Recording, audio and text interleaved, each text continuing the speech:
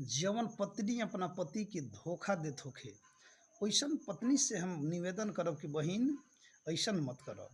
ऐसे कि कहल गइल बा, हमार दादा परदादा पुरनिया लोग कहले बा कि राम से यदि सुख ना मिली ना तो गुरलाम से सुख ना मिली। तू आज जेकरा प्यार में पागल भइल बाड़ू, उ जानत ताड़ू उ तोहरा से प्यार ना करे। अरे केहू से केहू ए संसार में काहे के प्यार करी। प्यार करेला तो केवल एगो महतारी अपना पुत्र से स्वार्थ बा कि छोट बा लइका बड़ क दी। एगो पत्नी अपना पति से, पति अपना पत्नी से, ऐसे कि वो आजीवन ओके निभाई।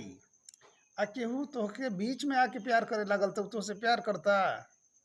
तू बुझत कि बड़ा तुझसे प्यार करता, बड़ा तू सुंदर बाड़ू, तोहरा से अपन हवस मिटावे खातिर खाली प्यार कैले बा। तो अब से समझ जा, संभल जा, आ जैसन पति पौले बाड़ू जा ओकरे से प्यार कर जा। यही में तुम लोग को भलाई बा, इहे तुम लोग का धर्म बा।